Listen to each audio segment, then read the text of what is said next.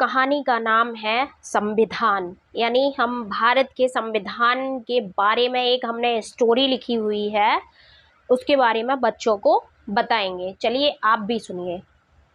आज से कई वर्ष पहले हमारे देश की स्थिति बहुत ही भयावह थी, जिसमें देश के कुछ शातिर तबके के लोगों ने पूरे देश के लोगों को अपने अनुसार चलाने के लिए एक विधान को लिखा था, जिसमें उन शातिर लोगों ने देश के सभी लोगों से अपनी सेवा भावना करवाने के बारे में लिखा और उसी के अनुसार देश के सभी लोग उन शातिरों की सेवा करने के साथ साथ उनकी बात मानते थे।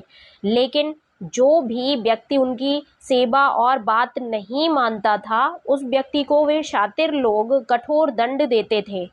इन शातिर लोगों ने इतना ही नहीं, हमारे देश में छुआछूत का माहौल भी फैलाया था। इस छुआछूत के तहत इन्होंने मानवता को खत्म कर मनुष्य को अलग अलग जातियों में बांट दिया था और जातियों को भी उपजातियों में बांट दिया था, जिससे एक मनुष्य दूसरे मनुष्य से घृणा करने लगा। कोई भी व्यक्ति एक दूसरे के बराबर ना तो बैठ सकता था और ना ही एक दूसरे के समान समान रहन सहन रख सकता था। शिक्षा प्राप्त करने का अधिकार सिर्फ ब्राह्मण के पास ही था।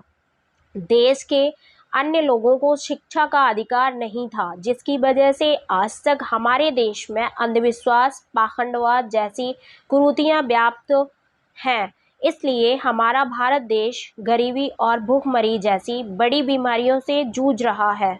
भारत देश में शातिरों का विधान तो लागू था ही कि इसी बीच हमारे देश के मध्य प्रदेश राज्य के इंदौर जिले में एक महान विभूति का जन्म हुआ, जिनका नाम था बाबा साहब भीमराव अंबेडकर।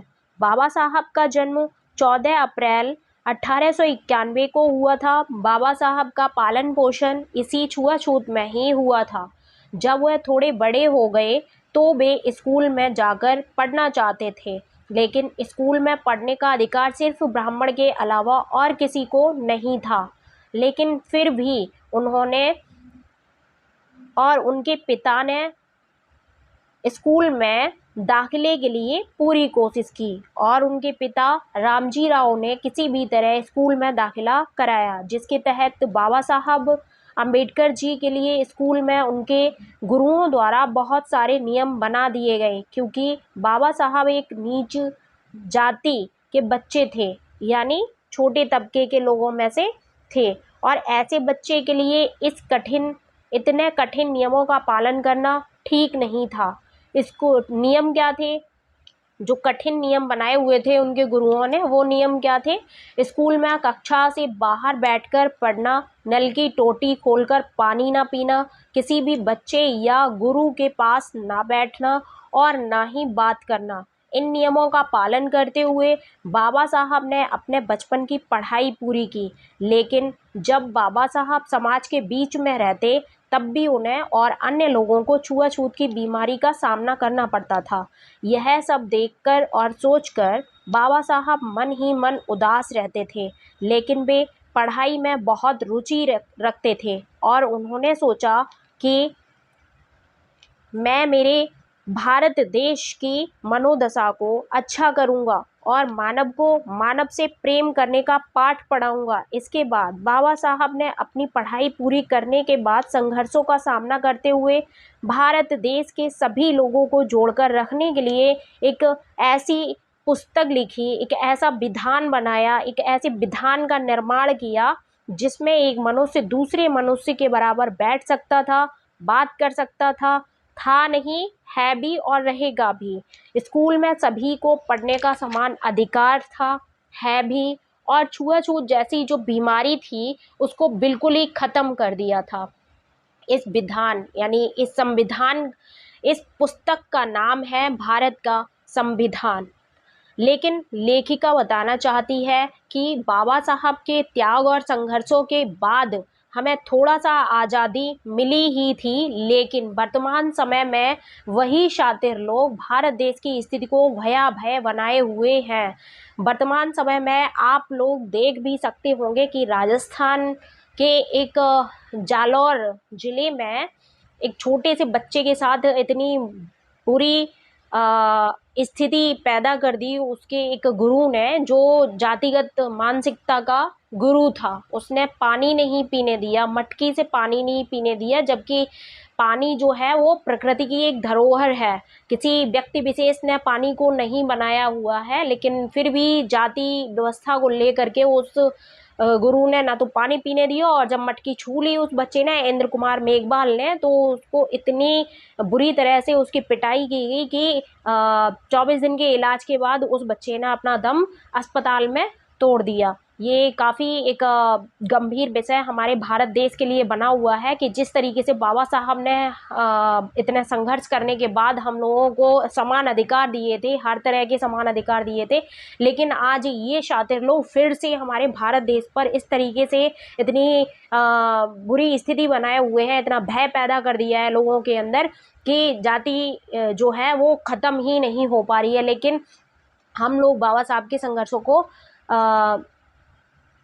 बेकार नहीं जाने देंगे। हम इंद्र मेघवाल उस छोटे बच्चे के लिए आवाज़ उठाते रहेंगे, अपने गानों के माध्यम से, अपनी कविताओं के माध्यम से, अपनी कहानियों के माध्यम से, और छोटे छोटे बच्चों को और उनके जो माता पिता हैं उनको भी हम बताएंगे कि इस तरह की मानसिकता रखने वाले किसी भी टीचर के पास अपने बच्चे को ना तो ट्यूशन पढ़ाएं, ना ही उनके स्कूल में उनको एडमिशन दिलवाएं। हमारे देश की स्थिति में अंधविश्वास, पाखंडवाद, गरीबी, भूखमरी, अशिक्षा, बेरोजगारी जैसी बीमारियां व्याप्त हो चुकी हैं। एक बार फिर से ये बीमारियां जो हैं वो लग चुकी हैं, हमेशा से चली आ रही हैं, लेकिन इस टाइम जो है वो चरम सीमा पे ये बीमारियां चल रही हैं। जिस तरीके से कोरोना अभी पिछले 2 साल के लिए लॉकडाउन जब लगा दिया गया था, उसी तरह से अंधविश्वास, भूखमरी, अशिक्षा, बेरोजगारी और जातिगत व्यवस्था और पाखंडवाद जो है वो बहुत चरम सीमा पर चल रहा है। हम सभी को इन बीमारियों से दूर रहना है और बाबा साहब के त्याग और संघर्षों को बर्बाद नहीं होने देना है। लेखिका का आप सभी बच्चों से निवेदन है कि आप सभी बच्चे इस देश का भविष्य हो, इसलिए शिक्षा पर विशेष ध्यान देकर अपने देश को खुशहाल बनाना है। इस कहानी से हमें ये शिक्षा मिलती है कि हमें कितनी भी कठिन परिस्थितियों से क्यों ना गुजरना पड़े, लेकिन हमें हमारे बाबा साहब अम्बेडकर जी द्वारा बनाए गए संविधान को बचाना है, उसकी रक्षा करनी है। अगर संविधान सुरक्षित रहेगा तो हम सभी सुरक्षित रहेंगे, और हमें बार बार इस तरीके की चीज़ों का सामना नहीं करना पड़ेगा। अंधविश्वास, भुखमरी, बेरोजगारी, गरीबी, पाखंडवाद, इन सारी बीमारियों से हमें निजात मिली रहेगी अगर हमारा संविधान सुरक्षित रहता है तो। इसलिए हमने ये कहानी इसलिए बच्चों को सुनाई है कि हर एक बच्चे को और उसके माता पिता को ये पता होना चाहिए कि हमारे देश में जातिगत मानसिकता के लोग किस तरीके से हावी हो जाते हैं। वो ना तो कोई एज देखते हैं कि बच्चा है या जवान है या बूढ़ा है, वो ये नहीं देखते हैं। उन्हें सिर्फ अपनी जातिगत जो हवस है उसको निभाना है, उसके तहत वो किसी का भी मर्डर तक कर देते हैं, और ऐसे गुरुओं को मेरे हिसाब से फांसी की सजा होनी चाहिए। मेरे हिसाब से नहीं, इस देश की ये आवाज़ है कि इंद्र मेघवाल को न्याय तभी मिलेगा जब उस गुरु को, उस टीचर, उसको गुरु नहीं कह सकते, उसको एक मर्डरिस्ट यानी हत्यारा कहा जा सकता है, उसको फांसी की सजा होनी चाहिए। Thank you.